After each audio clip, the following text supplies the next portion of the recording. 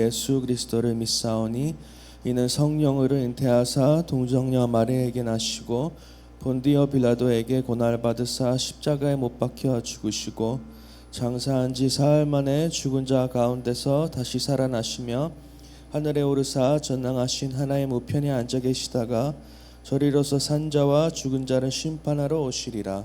성령을 믿사오며 거룩한 공예와 성도가 서로 교통하는 것과 죄를 사하여 주시는 것과 몸이 다시 사는 것과 영원히 사는 것을 믿사옵나이다. 아멘. 다 같이 새 찬송가 452장에 있는 내 모든 소원 기도의 제목 다 같이 찬양하도록 하겠습니다.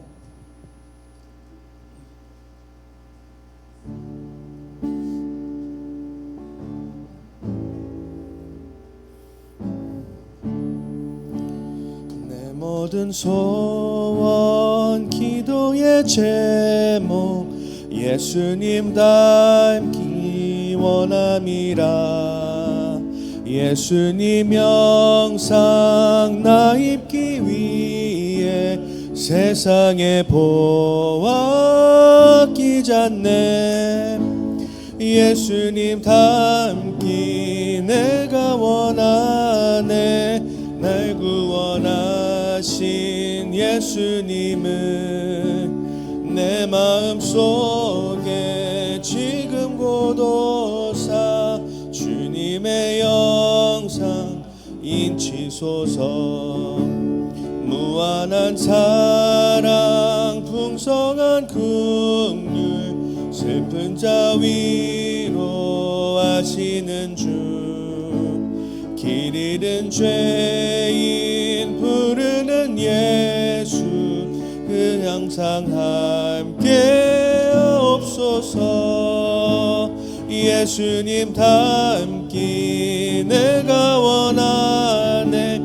날 구원하신 예수님은 내 마음속에 지금 고도사 주님의 영상 인치소서.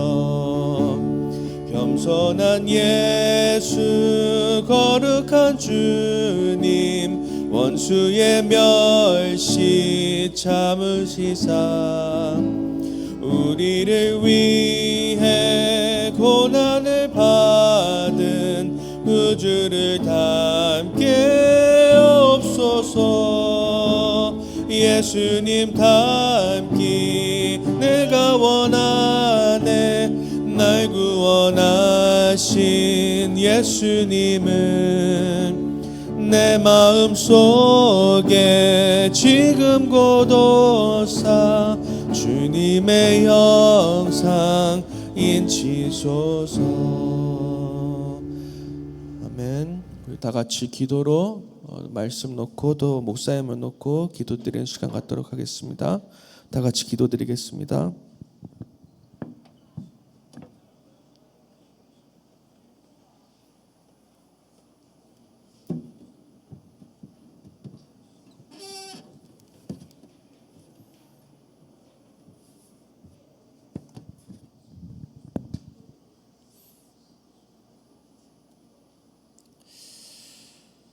감사드리며 모든 것 우리 주 예수 그리스도 이름으로 기도합니다. 아멘. 우리 하나님 말씀 함께 보겠습니다. 고린도전서 2장 10절에서 16절까지 말씀 함께 보도록 하겠습니다. 고린도전서 2장 10절에서 16절 제가 읽도록 하겠습니다. 오직 하나님이 성령으로 이것을 우리에게 보이셨으니 성령은 모든 것 곧 하나님의 깊은 것까지도 통달하시느니라. 사람의 일을 사람의 속에 있는 영 외에 누가 알리요? 이와 같이 하나님의 일도 하나님의 영 외에는 아무도 알지 못하느니라. 우리가 세상의 영을 받지 아니하고 오직 하나님으로부터 온 영을 받았으니 이는 우리로 하여금 하나님께서 우리에게 은혜로 주신 것들을 알게 하려 하심이라. 우리가 이것을 말하거니와 사람의 지혜가 가르친 말로 아니하고 오직 성령께서 가르치신 것으로 하니 영적인 일은 영적인 것으로 분별하느니라. 육에 속한 사람은 하나님의 성령의 일들을 받지 아니하나니 이는 그것들이 그에게는 어리석게 보임이요 또 그는 그것들을 알 수도 없나니 그러한 일은 영적으로 분별되기 때문이라. 신령한 자는 모든 것을 판단하나 자기는 아무에게도 판단을 받지 아니하느니라. 누가 주의 마음을 알아서 주를 가르치겠느냐. 그러나 우리가 그리스도의 마음을 가졌느니라. 아멘. 지난 한 주간 또 하나님께서 만세 전에 우리의 영광을 위해서 우리를 구원하셨다는, 우리를 구원하기 위해 미리 정하셨다라는 그 진리를 좀 깊이 묵상해 보셨나요? 우리의 택하심, 양자됨, 속량, 구원의 비밀을 알게 하신 것, 우리를 기업으로 삼으신 것, 성령으로 인치신 이 모든 것이 창세 전부터 우리를 향한 하나님의 계획이었다라는 그 사실, 그리고 우리가 이것을 알게 된 것은 우리가 잘나서가 아니라 은혜로 성령을 받아서 거듭난 그런 온전한 자들이 되었기 때문이다라고 우리가 살펴보았죠. 그래서 이 진리 앞에 우리가 지난 한 주를 좀 감사와 찬양으로 보냈는지 궁금합니다. 그런데 이제 이런 질문이 들 수 있어요. 로마서 1장 20절을 보면 하나님은 당신의 영원하신 능력과 그런 신성을 직접 만드신 만물에 분명히 보여 알리셨다라고 하고 있죠. 그리고 또 너무나도 명확한 그런 성경이라고 하는 기록된 글로 구원의 신비를 누구든지 읽을 수 있도록 계시하셨어요. 그런데 왜 어떤 이들은 이 진리 앞에 감격을 하면서 찬송이 터져 나오는 반면에 또 다른 이들은 이걸 전혀 이해하지 못하거나 오히려 마음이 완악해져서 이걸 거부할까요? 오늘 바울은 이제 이러한 질문에 대해서 답을 주고 있습니다. 그리고 뭐 결론부터 말하자면 그 답은 성령님이에요.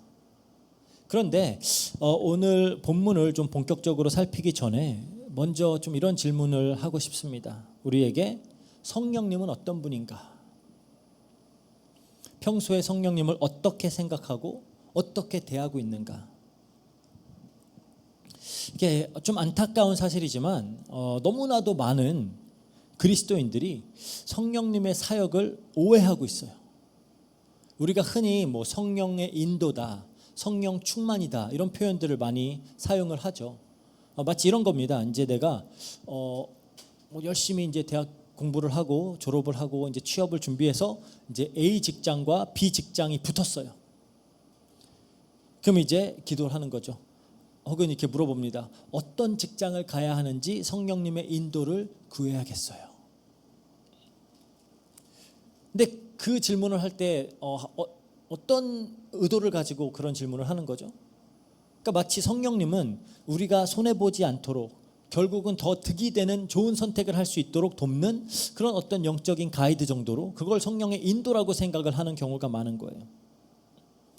그렇다면 이게 점쟁이한테 묻는 거나 뭐 옛날에, 요즘은 신문에 그런 게 있는지 모르겠는데 옛날엔 신문마다 오늘의 운세 이거 있었잖아요. 그거 보는 거랑 뭐가 다를까요? 성령 충만도 마찬가지입니다.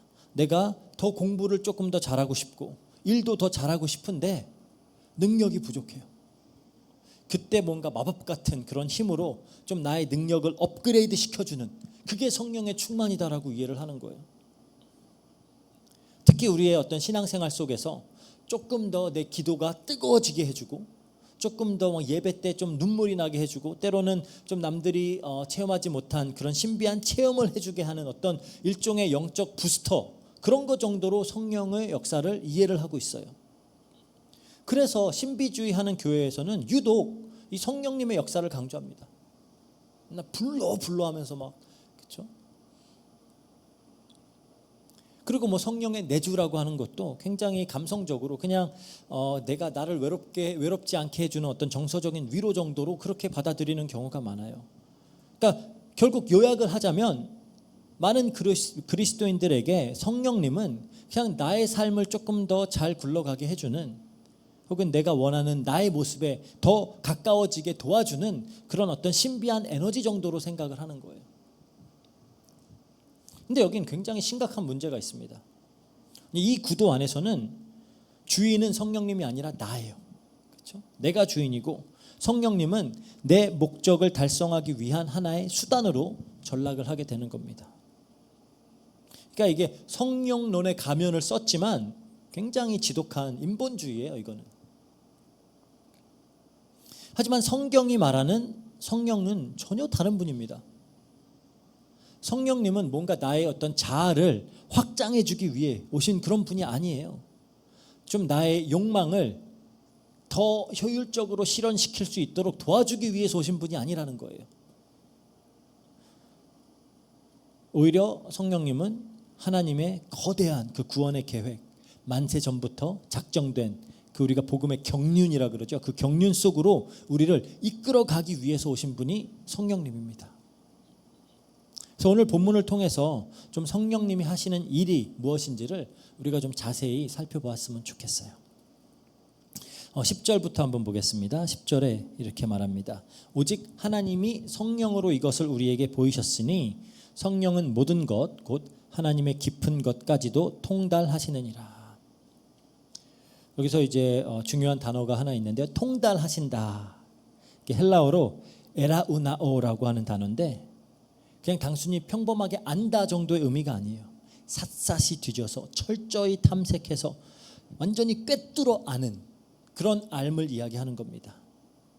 그러니까 모르는 것이 하나도 없이 구석구석 빠짐없이 다 파악하고 있는 그런 종류의 알을 이야기하는 게 지금 이 탐색하다라는 통달한다라는 단어예요.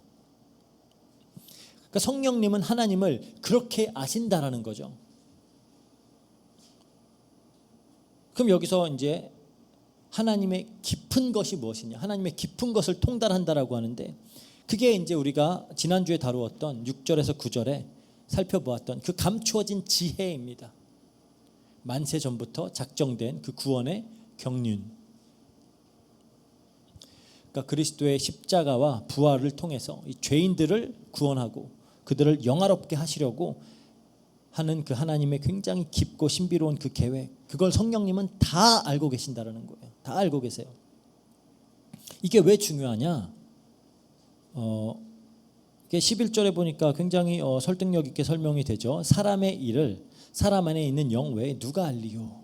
이와 같이 하나님의 일도 하나님 영 외에는 아무도 알지 못하느니라. 바로 이해가 되는 아주 굉장히 적절한 비유죠. 지금 이 순간에 내 마음 가장 깊이 있는 그런 생각, 제가 오랫동안 품어왔던 뭐 상처라든지 아무에게도 말하지 않는 비밀이라든지 혼자만 알고 있는 그런 두려움이라든지 이거를 나 외에 알 수 있는 사람은 없어요. 아무도 알 수 없죠. 저희 사모도 저희 아이들도 모릅니다. 내 안에 있는 나의 영만이 그것을 알 수가 있어요. 바울이 그렇게 말하는 겁니다. 하나님도 마찬가지다. 하나님의 마음, 하나님의 경륜, 하나님의 가장 깊은 뜻, 하나님의 영이신 성령님만 완전히 아신다. 즉 인간이 아무리 뛰어나도 인간의 아무리 뛰어난 지성으로 아무리 방대한 철학으로 하나님을 탐구하려고 해도 하나님이 직접 열어서 보여주시지 않으면 결코 인간은 알 수 없다라는 거예요. 그래서 지난주에 이야기했듯이 기독교는 계시의 종교입니다. 계시의 종교.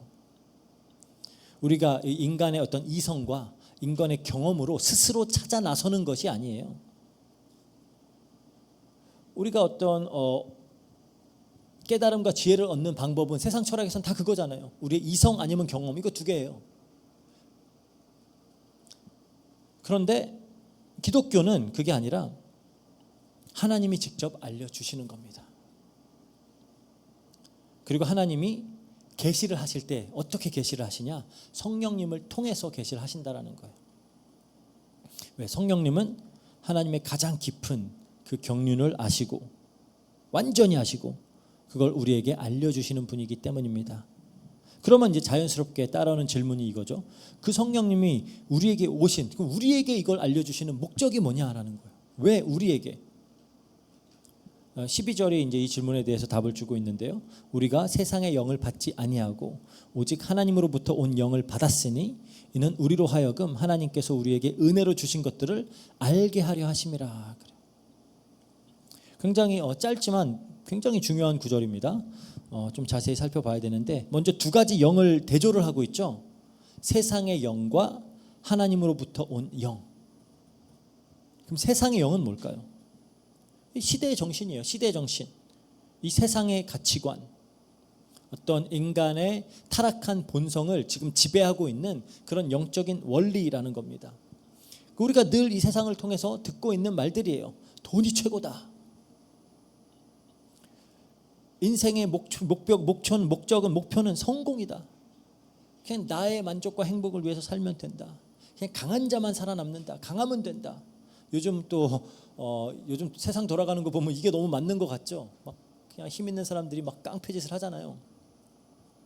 그러니까 이건 다 세상이 만들어내는 그런 영적 원리들이에요. 세상의 영이 만들어내는 원리들입니다. 에베소서 2장 2절에 보니까 바울이 말하는 공중 권세 잡은 자의 영, 그것과 같은 개념이라고 보시면 돼요. 근데 성도는 그 영을 받은 것이 아니라 하나님으로부터 온 영, 즉 성령을 받았다 그래요. 이거 굉장히 큰 은혜입니다. 우리가 그리스도를 믿기 전에는 에베소서 2장 3절에서 얘기하는 것처럼 본질상 진노의 자녀였어요. 본질상 진노의 자녀. 이 세상의 영, 공중 권세 잡은 자의 영, 그거에 우리가 지배 아래 있었는데, 그런데 하나님께서 그랬던 우리에게 하나님의 영, 다른 영을 부어주셨다라는 겁니다. 그리고 그 목적이 뭐냐? 바울이 이제 명확하게 얘기를 하죠. 하나님께서 우리에게 은혜로 주신 것들을 알게 하려 하십니다. 은혜로 주신 것들, 이게 카리스테타라고 하는 단어인데, 헬라어 카리스, 은혜라고 하는 단어에서 파생이 되는 거예요. 그러니까 아무런 공로 없이, 아무런 자격 없이, 값 없이 선물로 주어지는 것들을 말하는 겁니다. 그게 뭐냐?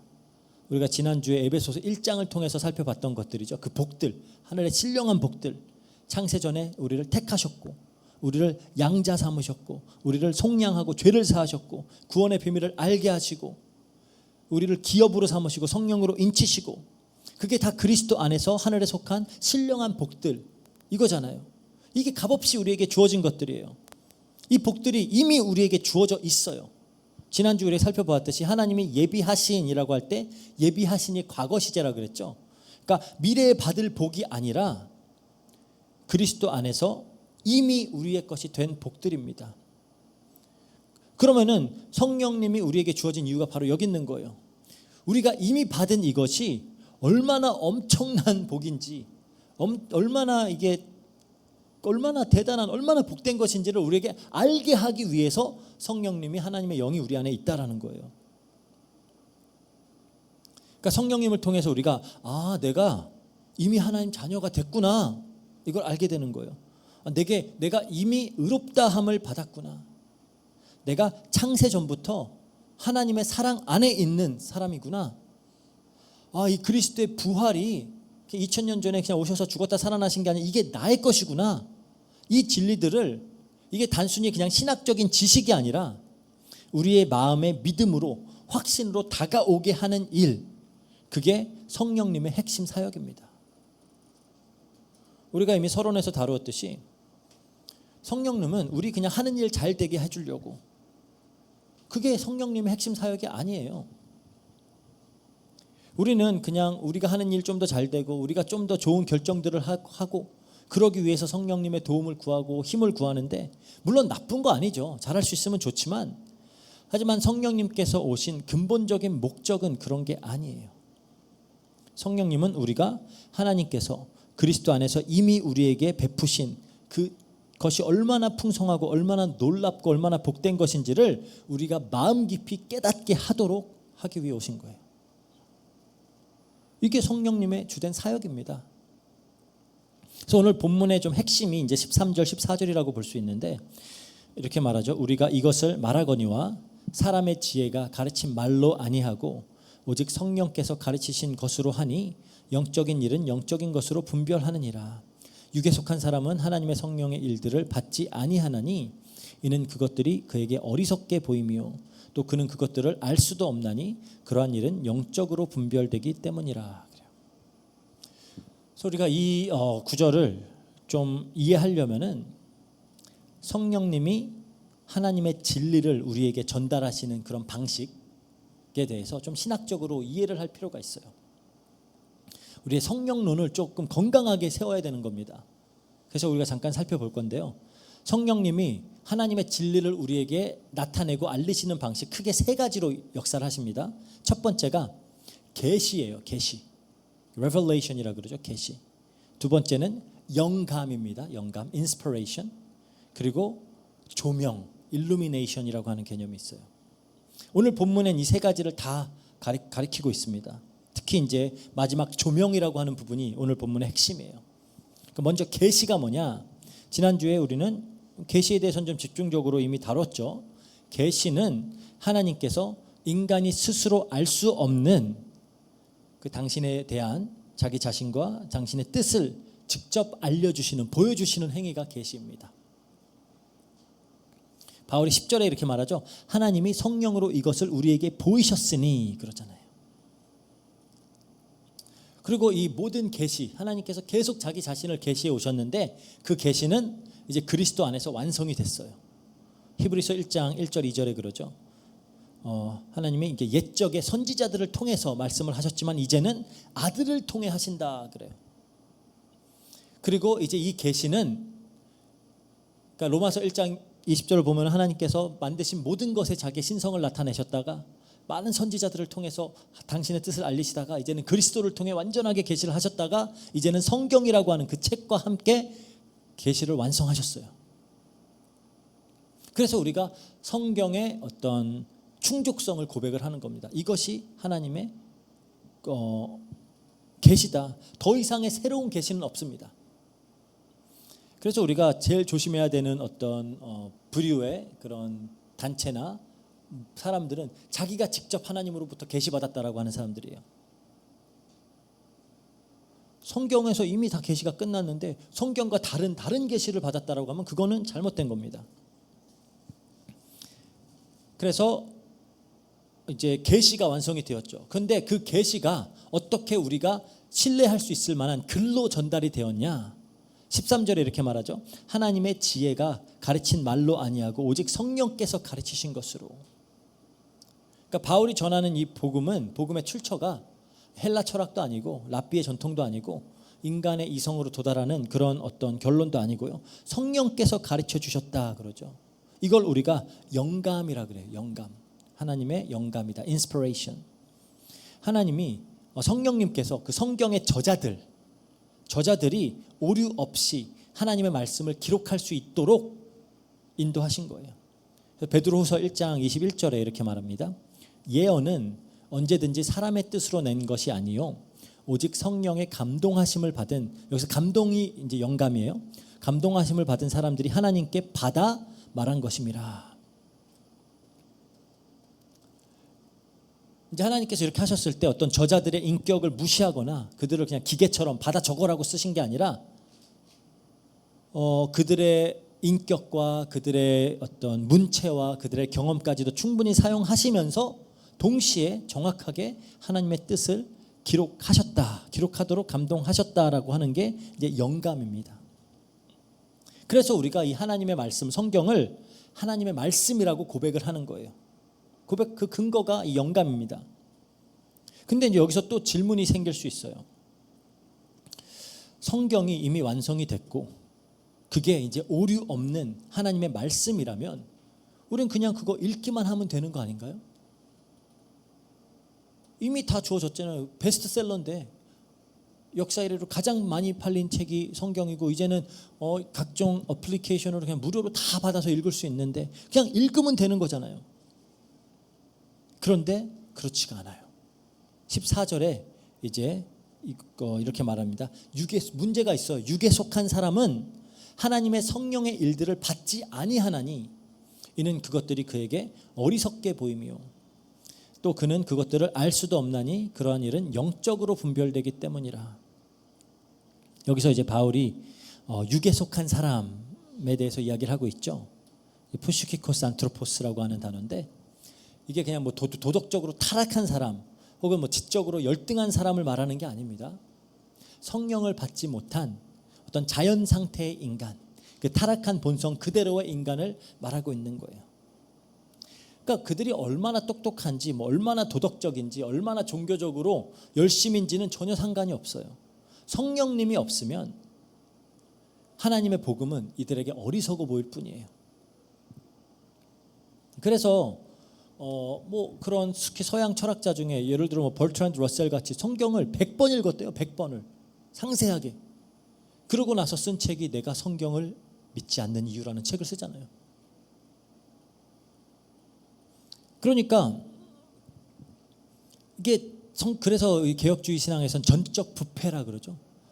하나님을 떠난 인간, 부패한 인간은 아무리 완전하게 기록된 성경을 읽어도 받지를 않아요, 이거를. 그러니까 아담의 범죄 이후의 인간은 그냥 단순히 도덕적으로만 타락한 게 아니라 하나님을 향한 어떤 영적인 감각 자체가 다 마비가 되었어요. 기능이 다 상실된 겁니다. 그래서 로마서 3장 11절에 그래요. 하나님을 깨닫는 자도 없고 하나님을 찾는 자도 없고. 그러니까 그 구조는 그대로 있는데 마치 독수리가 날개가 있으면 날 수 있어야 되잖아요. 그 날 수 있는 구조는 있는데 우리도 영이 있고 지식도 있고 다 있는데 제 기능을 안 해요. 마치 못 나는 거예요.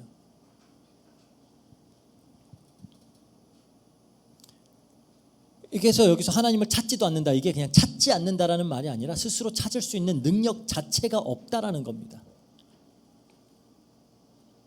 그러니까 여기서 이제 아주 결정적인 사실이 나타나는 거죠. 계시만으로는 부족한 거예요. 영감만으로도 부족해요. 하나님이 이미 자신을 드러내서 보여주셨어요. 계시죠. 성령이 그것을 오류 없이 기록하도록 하셨어요. 영감입니다. 그런데도 거듭나지 않은 인간의 마음은 그것을 복음으로 받아들이질 못해요. 그래서 성령님께서 또 역사를 하셔야 됩니다. 성령님께서 그 닫힌 문을 열어주시고 굳은 마음에 빛을 비추셔야 이 십자가가 어리석음이 아니라 하나님의 능력으로 들리게 되는 거예요. 이거를 신학에서는 성령의 조명이다라고 부르는 겁니다. 빛을 비춘다. 그러니까 이게 뭐 성령님이 성경에 어떤 새로운 내용을 추가한다라는 그런 의미가 아니고요. 성경에 이미 기록된 그 진리 위에 빛을 비춰서 우리의 마음이 그것을 살아있는 하나님의 말씀으로 받아들이도록 한다라는 거예요. 그러니까 빛이 없으면 아무리 좋은 책을 있어도 눈앞에 읽을 수 없잖아요. 그러니까 저희 가은이가 맨날 어두운 데서도 막 책을 보고 조금이라도 빛이 있으면 책을 보려고 그러거든요. 그럼 제가 불을 탁 꺼버려요. 그러면 아무리 좋은 책이 있어도 못 읽는 겁니다. 그거는 눈앞에 있어도. 성령의 빛이 없다면 성경은 열려 있어도 우리가 깨달을 수가 없는 거예요. 그리고 이제 이 조명의 사역과 또 깊이 연관되어 있는 사역이 우리 또 개혁주의 신학에서 가르치는 또 중요한 개념이 하나가 있는데 이게 칼빈이 말하는 성령의 내적 증거라고 하는 게 있어요. 성령의 내적 증거. 그러니까 우리가 이제 다들 우리 스스로에게 이런 질문을 해볼 수가 있는 거예요. 나는 왜 성경을 하나님 말씀이라고 믿지? 그렇죠? 물론 뭐 충분한 역사적인 증거가 있어요. 뭐 많은 고고학적인 그런 어떤 발견들이 성경에 기록된 사실들을 사실이라고 뒷받침해주고 있습니다. 하지만 그것 때문에라고 답할 수는 없어요. 왜냐하면 이런 수많은 외적인 증거들이 물론 가치 없는 거 아니죠. 하지만 칼빈에 의하면은 그런 논리적 증거들을 검토한 후에 내린 결론을 우리가 믿음이다라고 할 수 없는 거예요. 그냥 머리로 납득이 됐기 때문에 믿는 게 아닙니다. 왜냐? 그렇다면은 우리 믿음은 언제나 더 강한 반론이 나타나면 흔들릴 수밖에 없어요. 그러니까 우리의 믿음의 확신이 우리의 논리와 어떤 이성에 달려 있다면 더 나은 논리가 나타날 때마다 우리의 믿음은 다시 위기에 빠지는 겁니다. 하지만 우리가 성경을 하나님의 말씀이라고 확신하게 되는 것은 성령님이 우리 마음 안에서 직접 이게 하나님의 말씀이야 라고 증언해 주시기 때문이라는 거예요. 이게 진리야 라고 증언을 해 주시기 때문에 이성이 먼저 납득한 것이 아니라 그것이 이제 성령의 어떤 증거가 먼저라는 겁니다. 로마서 8장 16절에 그러죠. 성령이 친히 우리의 영과 더불어 우리가 하나님의 자녀인 것을 증언하시나니 그러잖아요. 그러니까 성령님이 우리 영 안에서 직접 너는 하나님 자녀야 라고 증언해 주시는 거예요. 이걸 보고 내적 증거다라고 하는 겁니다. 그럼 이제 이게 의미하는 바가 뭐냐? 우리의 믿음의 어떤 최종적인 근거는 성령님이 증거하셨기 때문에 있다라는 거예요.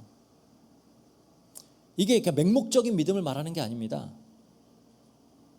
그냥 아무것도 모르면서 그냥 무지하게 그냥 믿기만 하는 것이 아니라 이게 어떻게 보면 가장 견고한 믿음이에요. 어떤 인간의 이성보다 하나님의 영의 증거가 훨씬 더 확실하겠죠. 아마 다들 이런 경험 다들 있을 거예요. 우리가 늘 읽어오던 성경, 항상 읽던 성경인데 어느 날 이미 수십 번도 넘게 읽었던 구절이 갑자기 완전히 새롭게 팍 다가오는 그런 경험들이 있잖아요. 예전에는 그냥 이렇게 지나갔던 스쳐가던 말씀이 어느 순간 이게 나에게 하시는 말씀이구나라고 탁 마음의 확신에 담기는 그런 경험들이 다들 있으실 거예요.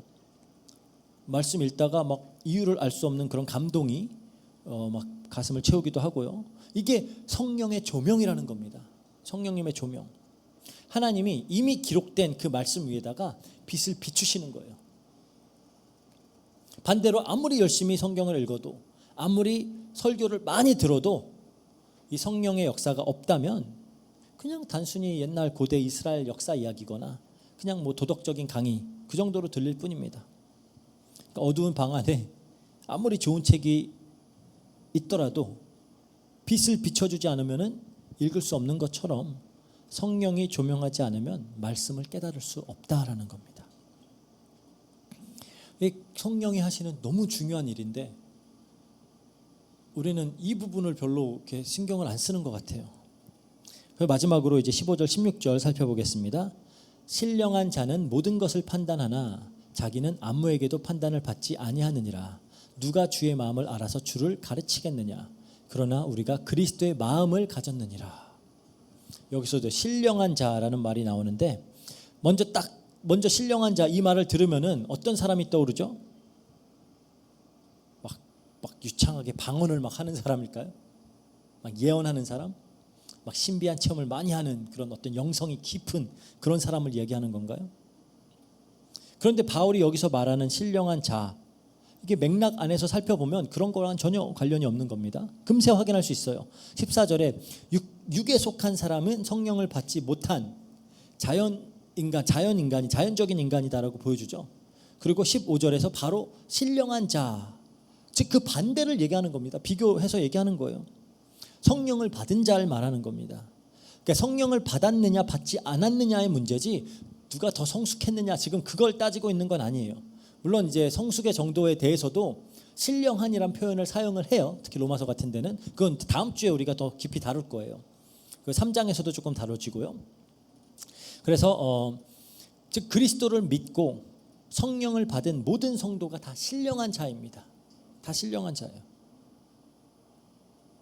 그러면 이 신령한 자는 무엇을 한다 그러죠? 바울이 말하는 게 모든 것을 판단한다.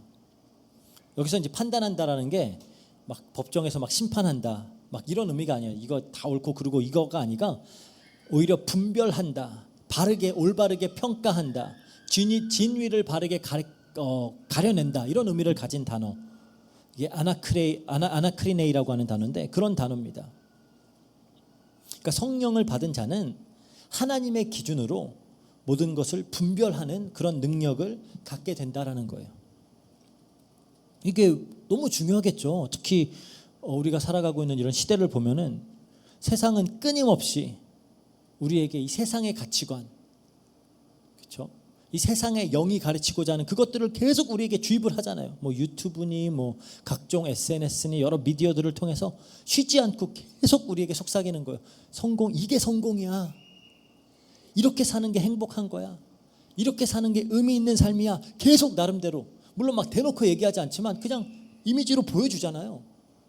막 뭐 그 스포츠카 막 고급차 쫙 나오고 문 딱 열리면은 그냥 고급 수트 쫙 입고 나오고 막 타타타닥 막 찍고 막 올라가면서 인사하고, 아 저게 성공이구나, 저게 행복이구나, 막 그냥 이렇게 그렇게 보여주는 거예요. 계속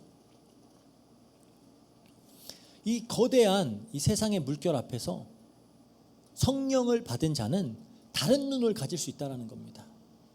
하나님의 눈으로 바르게 보고 바르게 분별할 수 있다는 거예요. 그러니까 이 세상의 일들을 보면서 이게 정말 하나님 앞에서 이게 진정한 가치 있는 것일까? 그걸 우리는 물어볼 수 있는 거고요. 지금 내가 하고자 하는 이러한 일들이, 어떤 일어나는 일들이 이게 영원한 의미를 가진 일일까? 이게 그리스도의 복음과는 어떤 관계가 있을까? 이러한 질문들로 이 세상을 바라보는 것, 그렇죠? 이게 신령한 자의 삶이에요.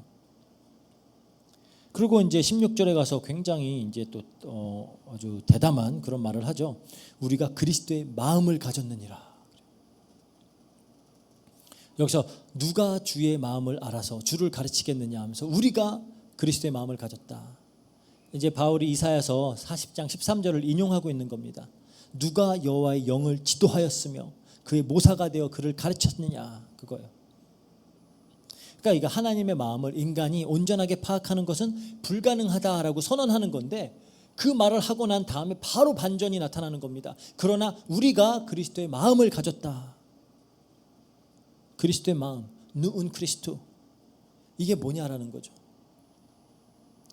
이건 그냥 예수님처럼 그냥 착하게 행동하고 뭐 예수님 성격을 뭐 흉내내고 막 성품을 흉내내고 그런 걸 얘기하는 게 아닙니다.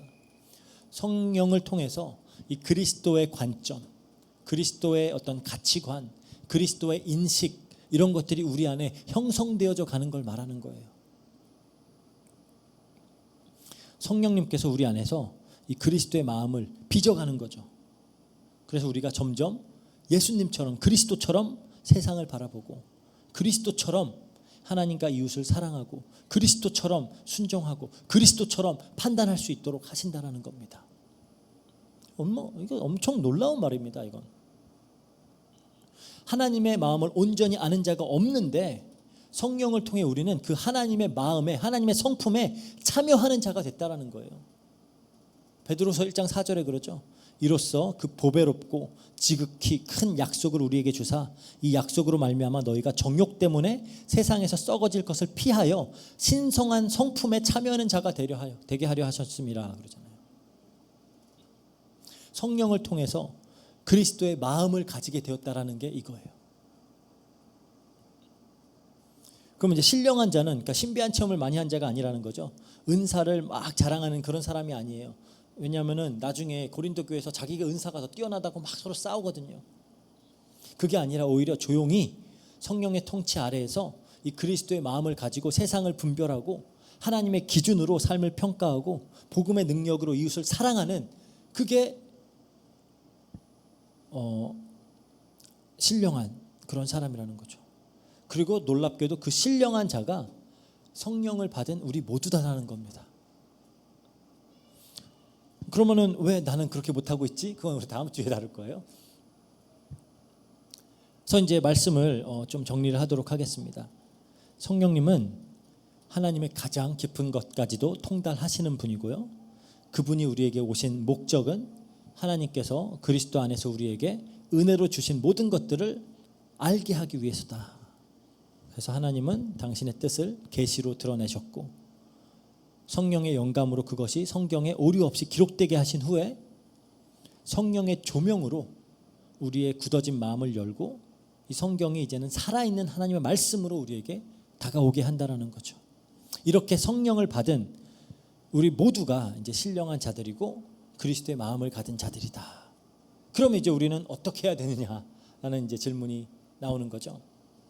사실 우리가 해야 될 가장 실제적인 일은 좀 굉장히 단순해요. 사실 말씀 앞에 설 때마다 이 성령님의 조명을 구하는 겁니다.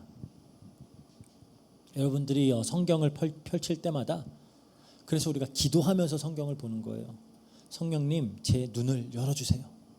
이 말씀이 오늘 제 마음에 살아있는 하나님의 음성으로 들리게 해주세요. 나의 어떤 굳어진 마음을 깨트려 주시고 내 생각이 아니라 하나님의 관점으로, 하나님의 생각으로 이 말씀을 볼 수 있게 해주세요. 물론 우리가 성경을 뭐 분석할 수도 있고요, 뭐 원어를 연구할 수도 있고요, 뭐 주석을 읽을 수도 있죠. 하지만 하나님 그 말씀을 많이 안다라고 해서 그리스도의 마음을 자동적으로 가지게 되는 게 아니에요. 성령님께서 조명하실 때, 비추실 때 그 말씀이 우리를 이제 꿰뚫고 들어오고 성령님께서 우리에게 증거하실 때 그 말씀이 우리에게 확신이 되는 거예요. 성령님이 역사하실 때 그 말씀이 우리를 변화시키는 겁니다. 그래서 우리가 늘 성령의 그 조명과 성령의 내적인 증거를 구하면서 하나님 말씀을 읽는 것이고요. 주일 설교를 들을 때도 마찬가지예요. 그냥 오늘 설교 좋았다, 내 스타일이 좀 맞았다, 오늘은 막 듣기 좋은 말 하네, 이렇게 평가하는 그런 태도로 듣지 마시고 예배당에 들어오시기 전부터 기도를 하세요. 성령님, 오늘 제게 말씀을 주세요. 설교자를 통하여 주님의 음성을 듣게 하시고, 내가 듣고 싶은 말이 아니라 들어야 할 말을 듣게 하시고, 내 자아가 아니라 그리스도의 마음이 내 안에 더 크게 형성되어 줄 수 있도록 그렇게 기도하면서 하나님 말씀을 듣는 겁니다. 그렇게 우리가 성령의 조명을 구하면서 말씀을 받고 할 때, 그때 이제 조금씩 우리 안에 진짜 실제적인 변화가 일어나는 거예요. 그때 이제 세상을 보는 눈이 달라지고요. 어떤 성공을 정의하는 기준이 달라지고요. 고난을 해석하는 방식이 달라지고요. 교회를 바라보는 태도가 달라지고요. 내 자신을 평가하는 기준도 달라지는 거예요. 그때. 왜죠? 우리 안에 그리스도의 마음이 형성되어져 가고 있기 때문에. 그래서 계속 얘기하지만 성령은 우리의 어떤 자아를 확장시켜주기 위해 오신 분이 아닙니다. 우리 안에 그리스도를 심고 그리스도를 형성해 나가기 위해 오신 분이 성령님이에요. 그래서 그리스도의 마음을 가지고 우리 자신을 보면은 우리는 교만할 수 없어요. 모든 게 다 은혜잖아요. 그리고 그리스도의 마음으로 교회를 보면 분열할 수도 없습니다. 그리스도의 몸이니까요. 그리고 그리스도의 마음으로 세상을 보면 세상을 두려워하지도 않고 숭배하지도 않아요. 오히려 어떤 긍휼과 사랑으로, 그리고 어떤 선교적인 열정으로 바라볼 수 있게 되는 거죠. 그게 이제 신령한 자의 삶입니다. 어떤 특별한 체험을 자랑하는 그런 삶이 아니라 말씀 앞에서 성령의 가르침을 받아서 점점 더 그리스도를 닮아가는 삶. 성령님의 빛 아래서 하나님과 예수 그리스도를 아는 지식에 매일같이 자라나가는, 그리고 복음의 분별력을 가지고 이 세상에서 승리하는 삶. 이게 신령한 자들의 삶이에요. 그리스도의 마음을 가진 자들의 삶. 이 삶을 또 살아내는 우리 로고스 교회 성도님들 되시기를 주의 이름으로 축복합니다. 기도하고 마치겠습니다. 사랑과 은혜가 풍성하신 하나님 아버지, 감사합니다. 하나님, 하나님의 깊은 것까지도 다 통달하시는 성령님을 우리에게 허락하여 주시고, 성령님의 어떤 조명을 통해 또 이 말씀이 그냥 단순히 성경책에 쓰여져 있는 글들이 아니라 우리에게 지금 주시는 하나님의 말씀이며, 또 그것을 통하여 우리를 더욱 그리스도 닮아갈 수 있도록, 그리스도의 마음을 가지는 자들이 될 수 있도록 우리를 빚어가 주시니 감사합니다.